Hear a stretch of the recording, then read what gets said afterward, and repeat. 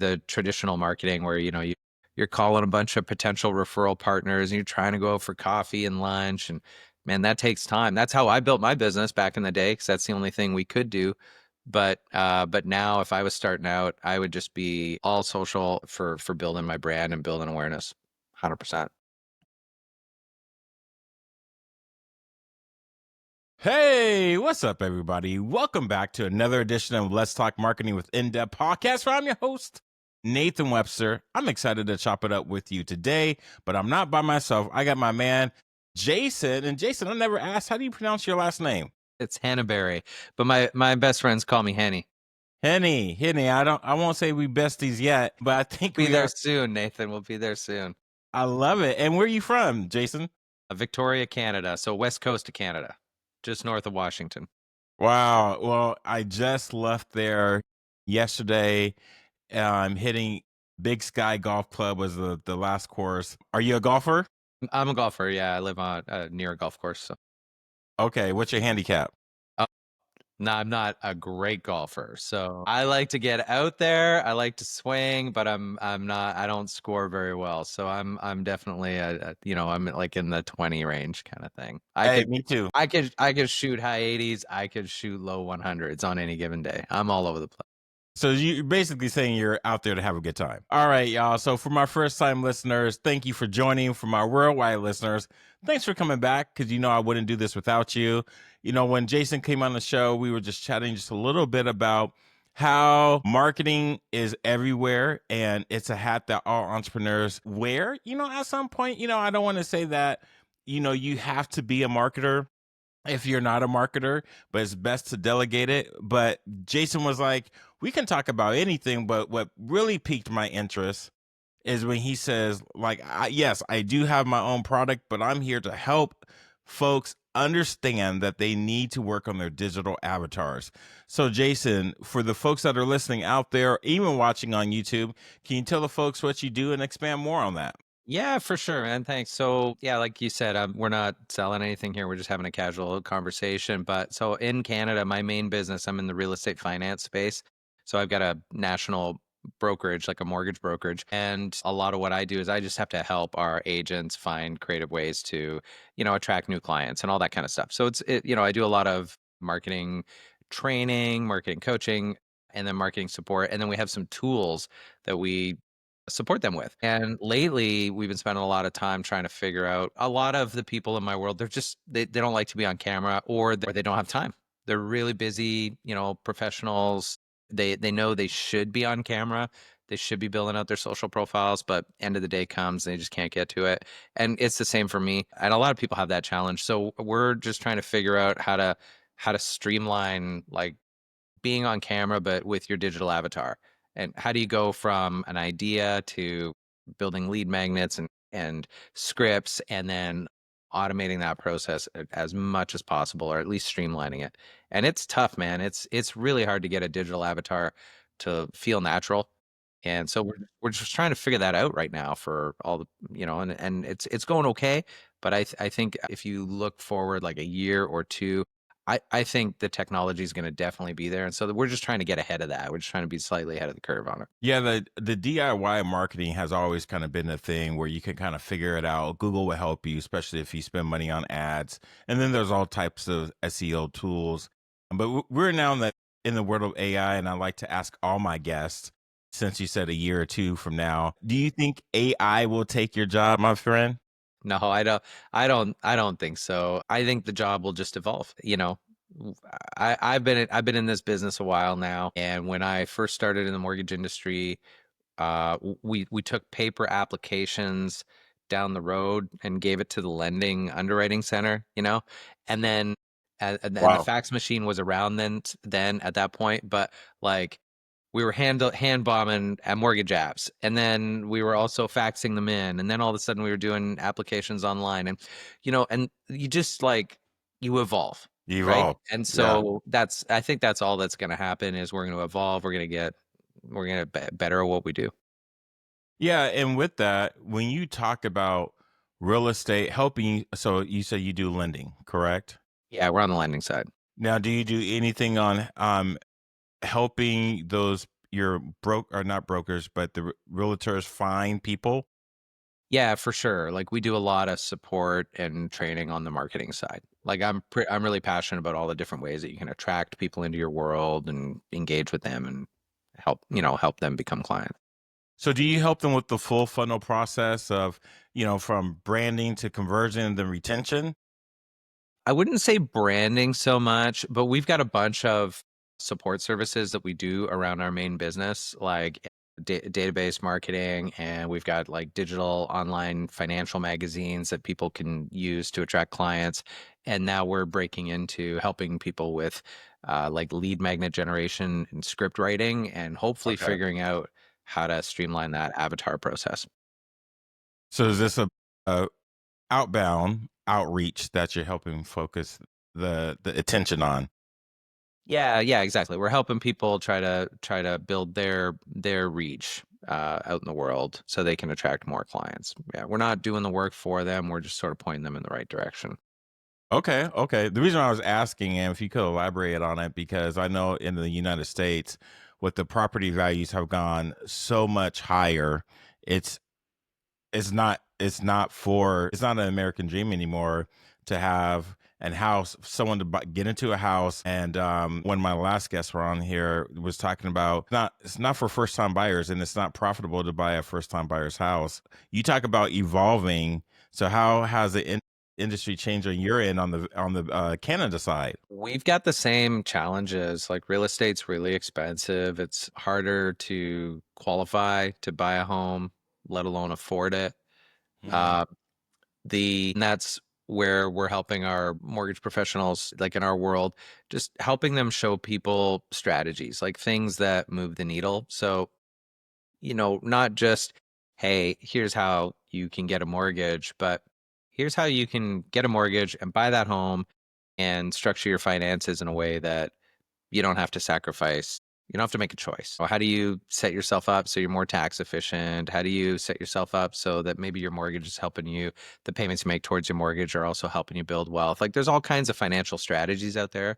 So we're really focused on teaching the people in our world, like how to, what those strategies are, and then how to communicate those to people so that people feel like they've got a fighting chance.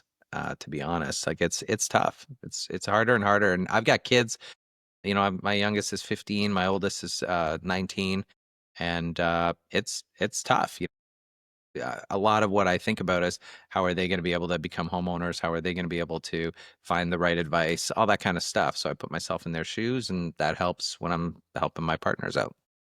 Yeah, there's a couple of articles coming out on that, and I want to get back to some of the things that you were talking about earlier about if I'm starting off in the industry for people that say, hey, okay, wow, he's been doing it for years, but I feel stuck. I don't feel I'm able to get a sale, or I'm having a hard time finding clients. What are some of the things that you have done and been successful at helping in your industry get those people from like ground zero? They like have nothing. Yeah, I mean, ground zero, we tell them to get on social. Like, you just have to start building some brand presence. So get comfy on camera, or figure out how to do a digital avatar of yourself and talk to people and do it in a way that's like helpful content. So we try to show people, like, look, if you talk about stuff that is going to help people, then you're going to get engagement on that. And it's a lot easier to do that every day than to do the traditional marketing where you're calling a bunch of potential referral partners and you're trying to go out for coffee and lunch, and man, that takes time. That's how I built my business back in the day, because that's the only thing we could do. But now, if I was starting out, I would just be all social for building my brand and building awareness. 100%.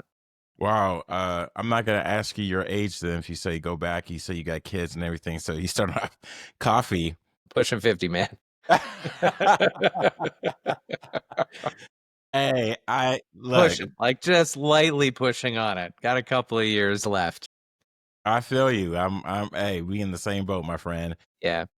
So, Jason, when you are talking to someone to say, "Well, I know I need to be on social. What channels and how many often?" I'm sure you see that fear because I Yeah. have the same conversations with my clients. How do you get them over that hump? Because Technology is not going anywhere. Sure. I tell them to just focus on one thing, like get that right. I like Instagram, to be honest, because Mm, there's, you get a lot of stats, you get a lot of different ways to engage people, you get a lot of control over your content, and you can use like ManyChat for automations. So you can really get comfortable, and you can and you can have automations built around you. TikTok's great for exposure, but it's harder to systemize everything uh-huh. with it. I think that's getting better. But yeah, I just tell people like pick one thing and go after it, and then get good at that, and then do another. I mean, it's fine if you're gonna be creating reels and stuff like that. You can maybe copy those to some other platforms. But there's so much you can do with Instagram, and the chat function for generating leads. It's pretty awesome. Like just using a very simple comment to get methodology where you teach something, add some value, say, hey, look, you want more on this? Just comment more. That just works so well. So we teach people how to do that. It's not rocket science. It's not. But I always say if you ain't got data, you're just shooting in the dark. You don't know what you're doing. Get into the platforms that's going to provide you that data. Now you said automation.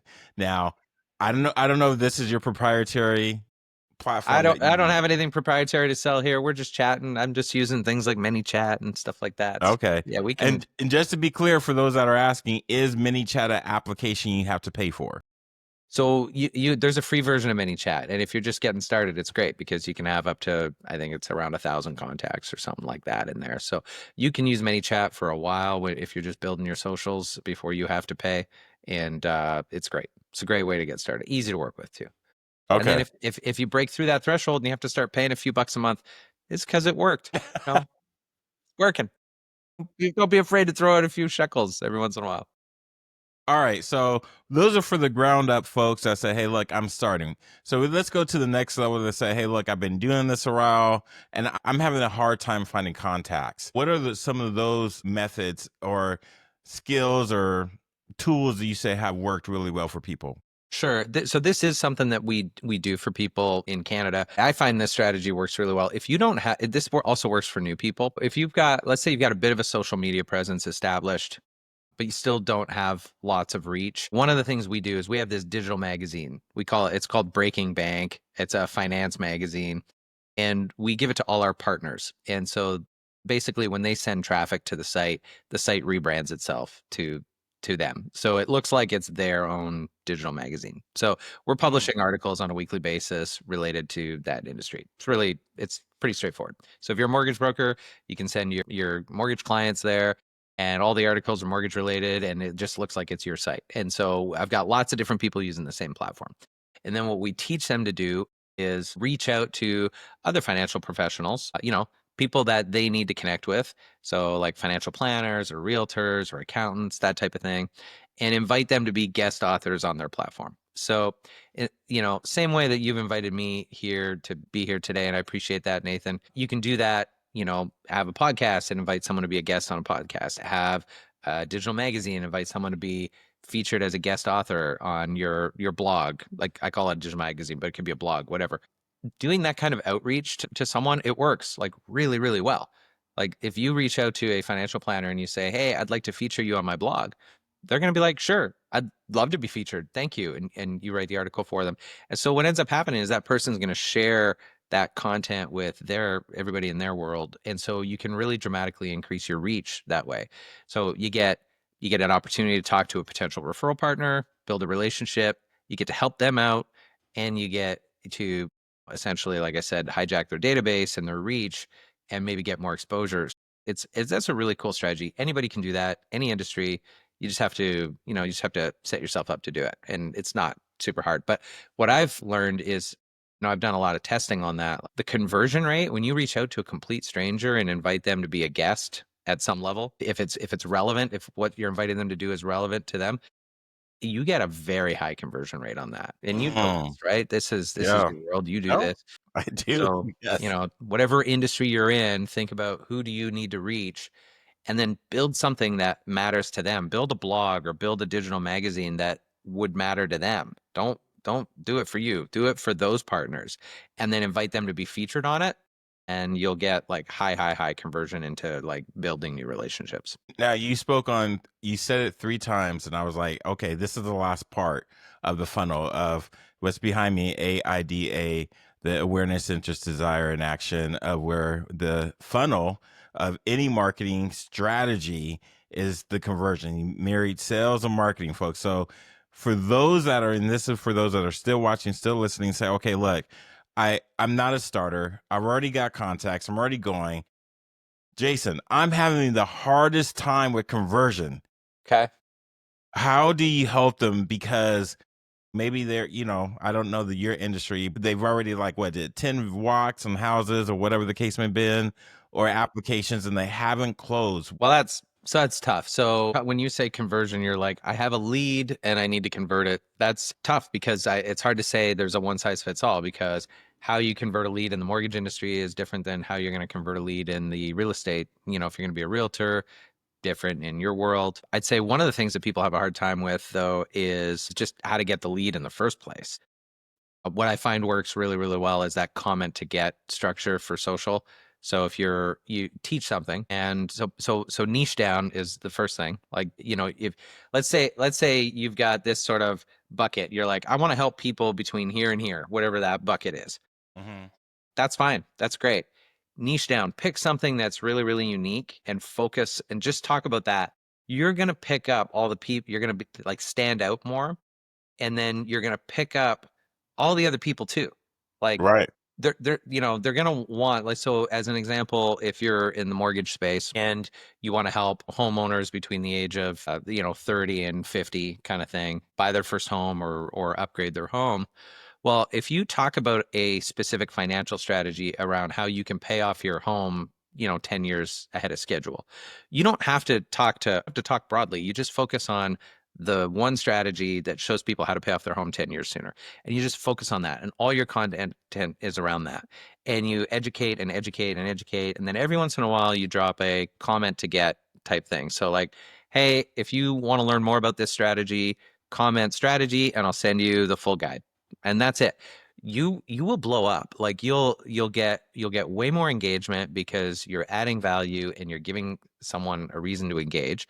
You'll get the comments on your post, which will actually boost you in the algorithm. You'll get displayed to more people, Hmm. and you'll actually get real potential leads that then you can engage with in the chat. So then you can send them the thing that you said you would send them, and then you're starting a live conversation with that person. And then you'll also capture all the other people that you're thinking about capturing. So I think like in my world, and this is probably the same everywhere else, is we just go too broad. We're just trying to capture everybody, and so we don't stand out. So it's better to just niche down and not worry about it because you will get that the rest of the people too. They say the riches are in the niches. Riches are in the niches. There you go, man. There you are. I love that, and I like to say this is the part of where like, and trust, and I think it's important that you said it starts with the lead. Sometimes we just get bad leads. I will ask you because since you've been doing it probably for a few decades, you mentioned pre-computer era. Yeah. You must love this. Why do you have a strong passion for this?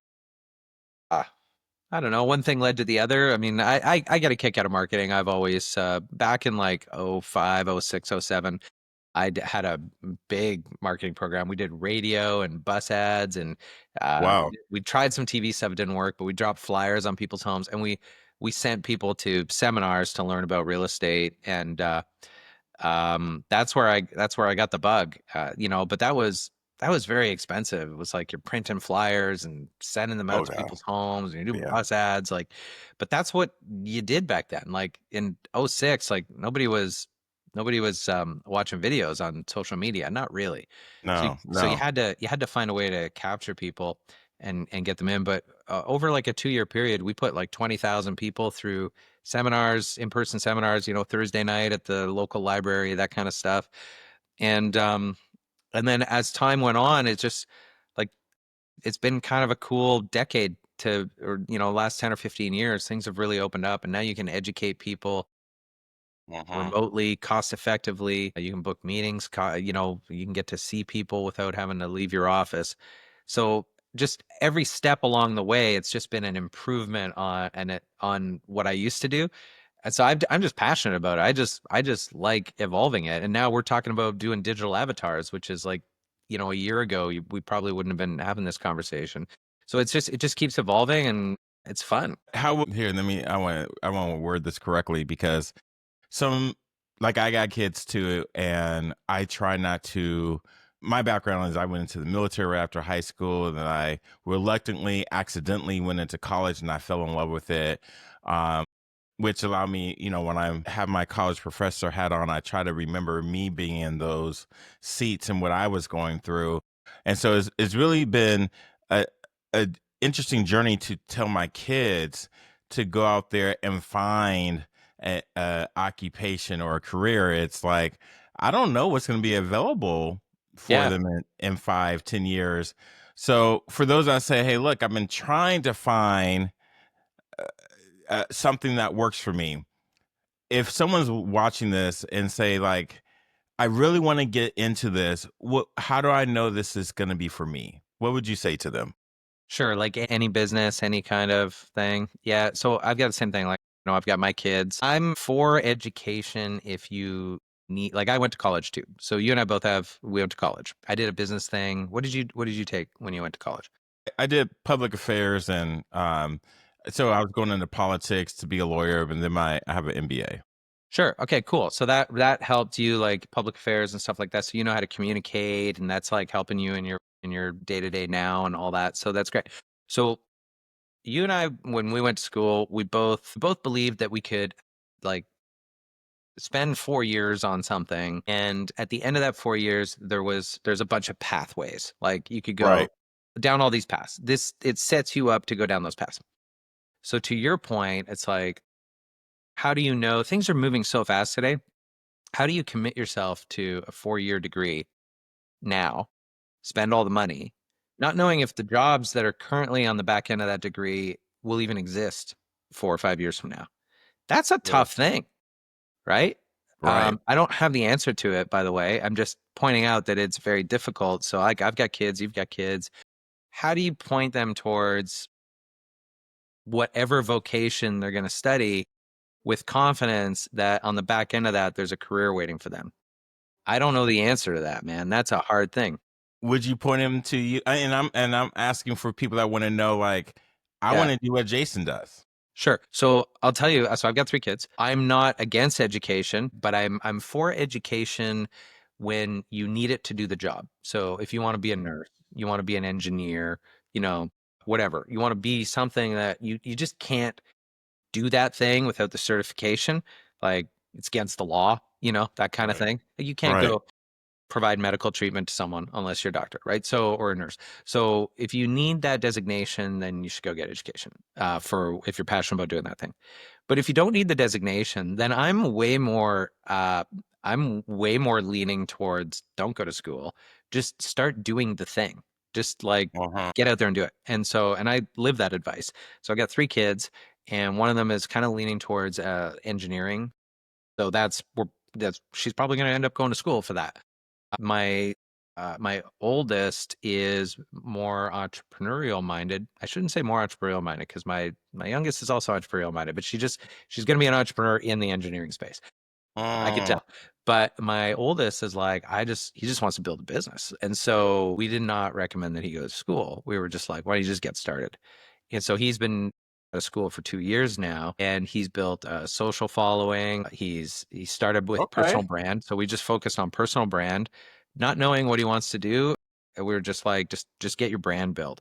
And so in 2 years straight out of high school, he's been able to get to about 1.5 billion views just plugging away at Wow. it every single day. Yeah. He's generated 2 to 300,000 like quote unquote leads, sort of like engagements from those. And then he's moved like almost 50,000 people into his private communities, like private community or email list or whatever. And now he's figuring out what to do with that essentially. So yeah, I think your question was like, do you recommend school or not, or what do you do about school? But I think that it's case by case right now, and it's not a blanket like you should go to school anymore. I don't think. Oh, Yeah, I wasn't asking that, but that's great advice, and I'm glad know that you talked. I took that the wrong way. Sorry. That was good because it's you know it, it's too like we at this level have kids and we're trying to figure it out as you're trying to help them figure it out. Yep. Let me be more focused and specific. If one of your people comes to you to say, I think I like this, but I don't know if I'm supposed to do it. How do Yeah. I know I'm fulfilling my purpose? And I know there's some things that they got to work with it within, but Yeah. how do you say mentor someone if this is for them to help themselves? Sure. I mean, I'll just tell you, I don't know if I'm fulfilling my purpose. 2.5 decades in. I don't know. I'm a terrible person to coach on that. I don't know. Here's how you know. Does it light you up? Do you Mm, want to get out of bed in the morning and mm. do the thing? If the answer is no, then don't do it. Find something else to do. Life is short. There's a thousand paths. So for me, I get out of bed and first thing I want to do the thing that I'm doing. And sometimes I end up down a pathway on different aspects of my life where I'm like, I don't want to do that. It doesn't feel right. So it's more of a gut feeling kind of thing. If it feels right, you're probably on the right track. If it doesn't feel right, you probably should pay attention to that and do something about it. Well, you said that in all humility, so that was a perfect answer. That's good for the viewers out there. So for those that are like maybe in your area or don't have to be in your area because we live in this digital world, where can they go to find out how to be a part of your tribe, your community, or your services? Yeah. Yeah, I'm doing my handle is Jason Henneberry. So at Jason Henneberry. You can find me on Instagram. I just launched a YouTube channel. I'm gonna be doing a lot of sharing on the journey of building a digital avatar over the next 6 months kind of thing. And my reach is really just the mortgage industry in Canada, but if you want to follow along on that, by all means come check it out because we're learning lots and we'll be sharing lots, and I think that the technology is really going to evolve in the next 12 to 18 months. I think we're just right around the corner from a lot of people having digital avatars, and we just need to figure out how to streamline that process as best as possible. So that's what we're up to, and if you like the sound of that, then check me out. And the best way to get a hold of you is through like your YouTube channel, I mean, or Yeah, just your. drop me a DM. Just go to Instagram at Jason Henneberry and just shoot me a DM, and I'll respond. Well, we'll make sure to put that in the show notes in the YouTube description, along with your YouTube channel, which is awesome. And so the last thing to get you out here, Jason, is if there's one tip you can give someone that just burns through your soul that you want to share out like a wildfire, what would that be? Geez, one tip, one thing. I know I caught you I'm surprised with You that one. caught me off guard. I'll share for myself. So I'm a bit of a mad scientist when it comes to ideas and things, and I meet a lot of people who have lots of ideas. So I've been fortunate to be able to sort of execute and move on to the next thing. And I've got a few businesses around me. I'd say so. So a lot of people reach out to me and say like, how do you do it all, kind of thing. Mm. The one thing I would say is if you have an idea and you're really passionate about it, just focus on that and try to just push the noise away for a minute and get one thing working really well. And it doesn't mean you have to just focus on that forever, but set a target for where you want that thing and before you do the next thing. And then when you do the next thing, try to make sure that it also feeds the previous thing so that every ounce of effort you put into whatever you're doing every day kind of like fills all your buckets. You know what I mean? So I see Yeah. a lot of entrepreneurs with like different projects. I've got a bunch of different projects, but when I spend time on one, it feeds the others. So then everything's growing at the same time.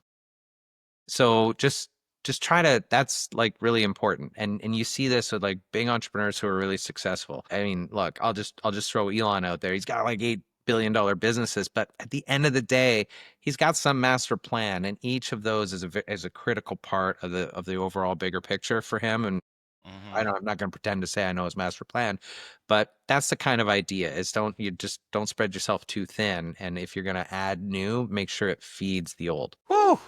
That's great. That's great advice. That is great advice because entrepreneur minds are all over the place. And we, like you said, we all have all these different buckets. We all do.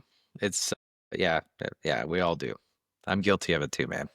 Jason, my man, Henny, it's been a pleasure. There we are. There it is. We got there. Told you we'd get there. Yeah, man, it's been a pleasure. I got to have you back on the show again. Love to learn how the digital avatar workshops, classes, engagement, how that is coming along. So maybe I'll ping you in about 6 to. I was gonna say, give me 6 months, man. It's it's not going so well yet. I won't have positive updates in a week, that's for sure. We're in the early stages. We're in the early stages. Early avatar. Yeah. Early. All So right. Okay. Well, y'all heard it first here on Let's Talk Marketing with Inda podcast. Henny, thank you so much for coming on the show. cool. Thanks for having me, Nathan. Appreciate it, man. I appreciate you. And for those out there, if you like what you saw, subscribe, comment, especially for those. I know Jason will follow along, as he will probably follow, like maybe subscribe to the show. He doesn't have to. Sure, Let's of course, know. man. Of course. But I'm just saying, y'all comment, ask him questions, engage. Like, don't be scared to put yourself out there, because that's coming back to that digital avatar. Put yourself out there and ask him questions. Follow him.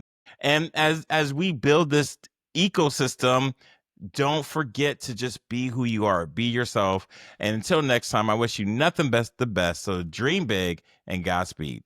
We're out.